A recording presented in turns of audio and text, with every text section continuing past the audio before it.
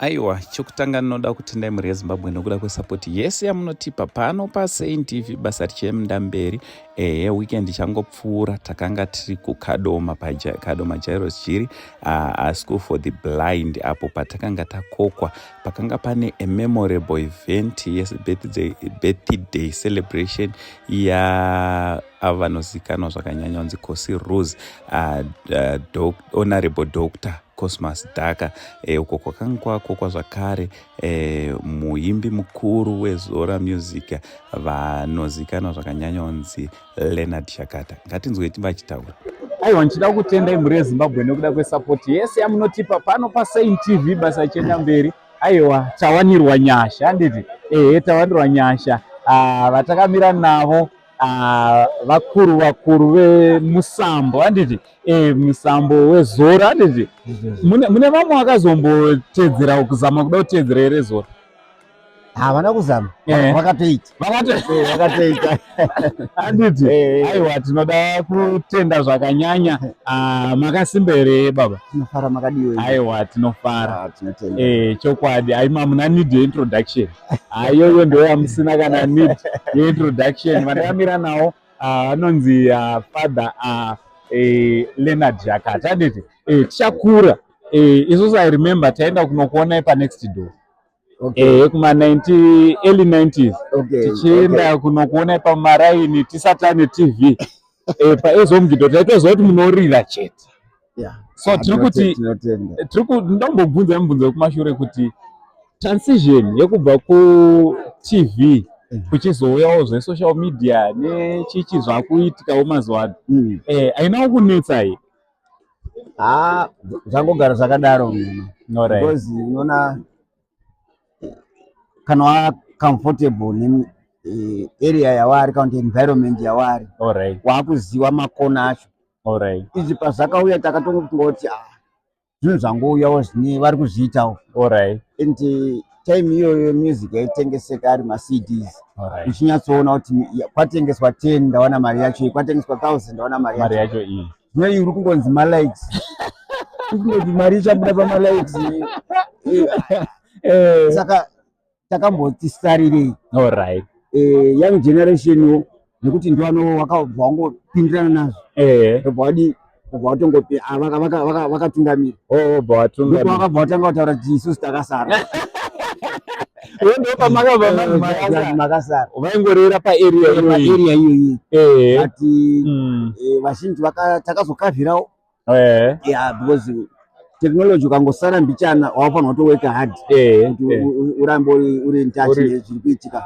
Saka takabva tapusha kubva taswedera pedyo. But obviously hatizombosviki pavari chaipo. Because magenerations asiyana. Vamwe vacho nivo vakanga vachifarira music yedu. Technology havatombo akasaidiswa paFacebook nemwana iye anongoona anenge ainaye. Saka vanimira vedu vane advantage pane izvozvo. Tinotenda tirikufara. Aiwa, tinotenda Mwari. Nhasi tiri kunoku kuKadoma, pana Kadoma Jairos Jiri. Pane chiitiko chamatora mukana mukati regai ndiende ndinosapotawo chiitiko chiri panapa.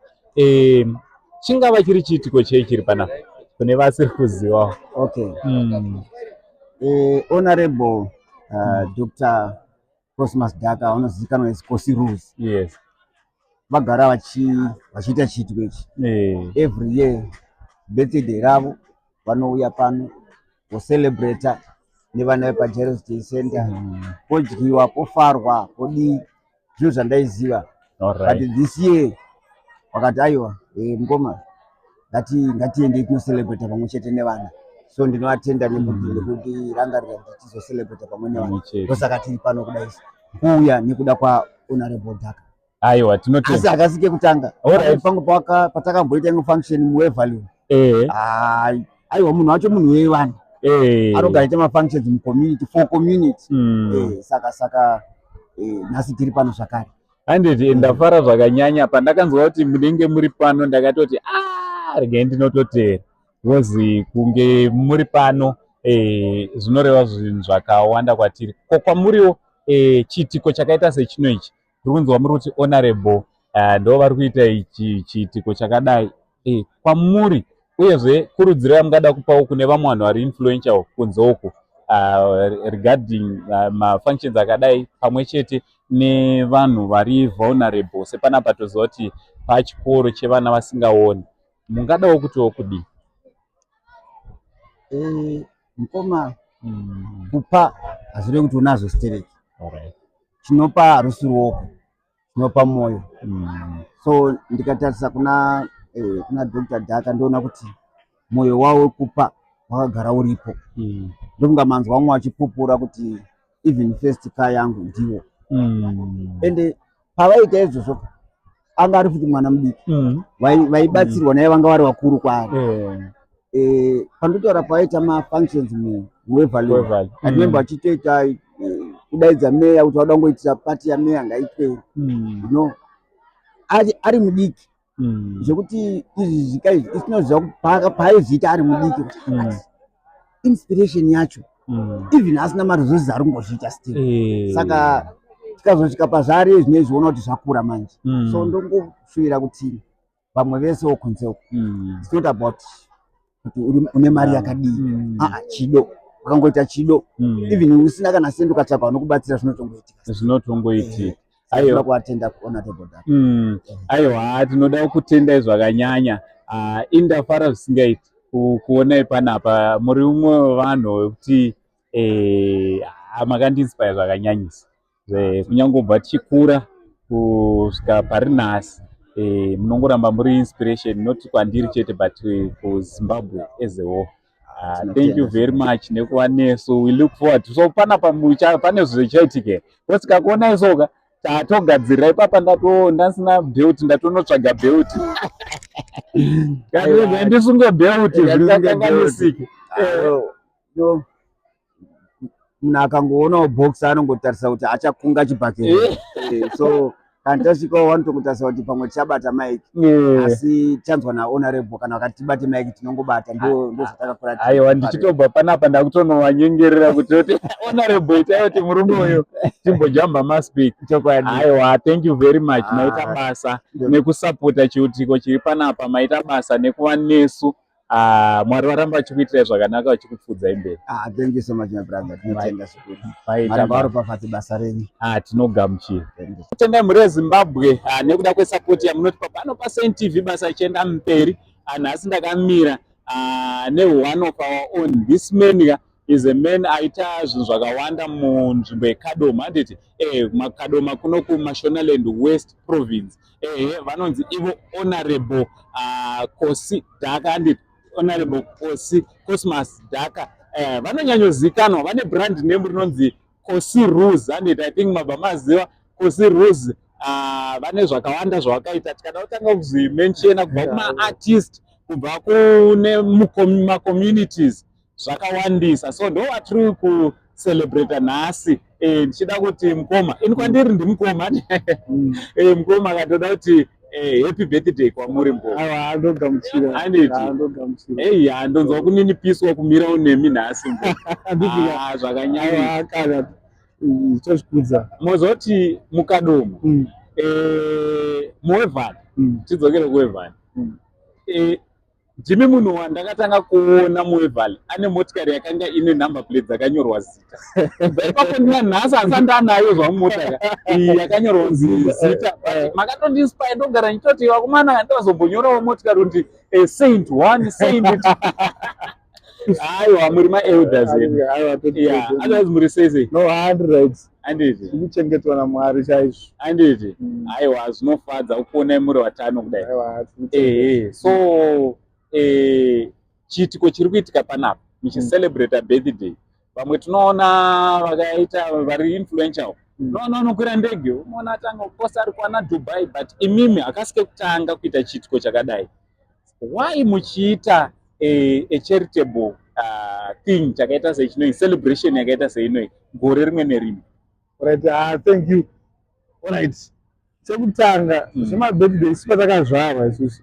Mai vangu inini vangasingatozivi zvekundakazvarwa rini. Mai vangu nyakundibereka. So waiti tikasangana murodhi vakabvunza kunzi uyu naenda mukuru wangu anofanira ari mukuru but kosi akazozvaura gorera kunopera saka kukura tisingakoshese zvemabirthdays ende asingatombozvinzwisise but zvakazoitika manje waiti waenda pafacebook uri kunzwa kuti munhu atoti nini ndaenda kuCape Town ndanospenda 15,000 vari mumaboat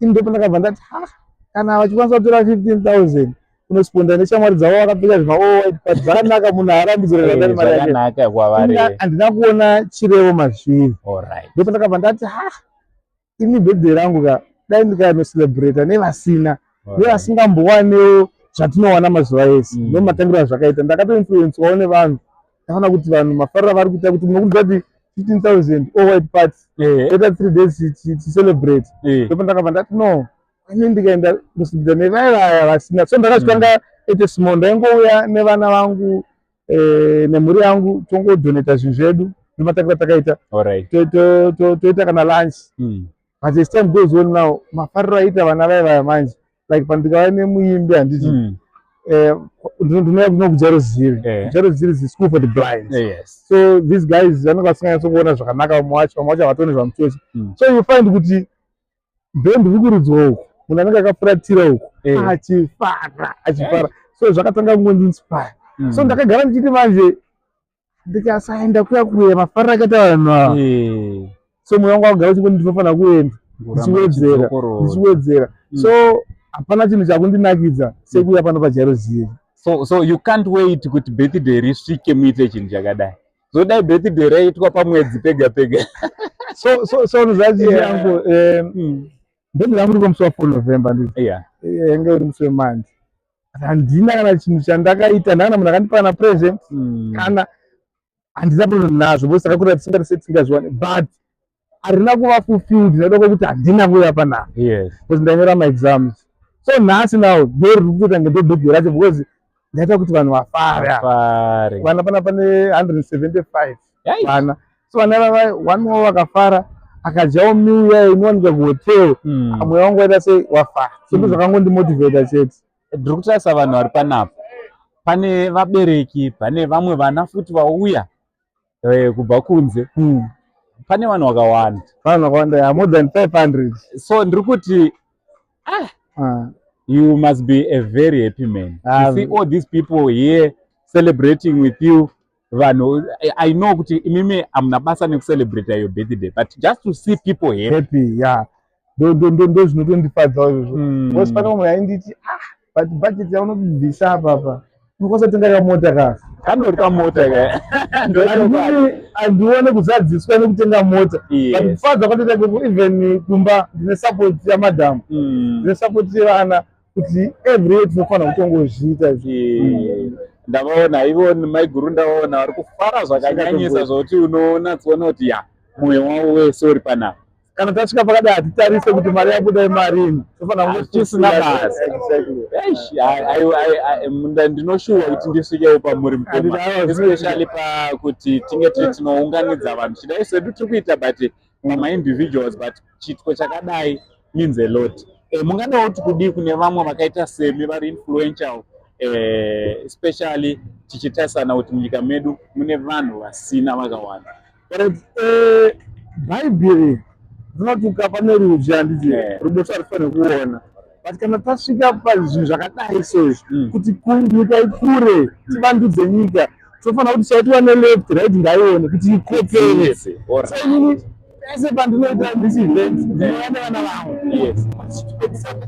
chakapera mberi kutova deti rakatoiswa pasaidi kuti event isisipo vanofanira zvati mvurapo tonodoneta zviro zvatinazvo ndomotivation andingangotaura zvekuti totodanira kope toda kuti ndiite nini ndirumbidzwe aiwa toda kuti vanhu vati zvaita kosi nemunhu akanzi auyawo zvichita mujerusiri tinofanira kufara kuti ndainfluensa aiwa munofungeiwo nezvevhidhiyo rino rataita makasununguka kunyora kucomment section kana kutinyorera panhamba dziri pascreen zvikuru sei kana mune mamwe maevents amuri kuita muri kuda kuti tinge tiri tinouya aiwa makasununguka kuti bata. Isusu seSaint TV tinobva tauya ikoko tozova pamwe chete nemi.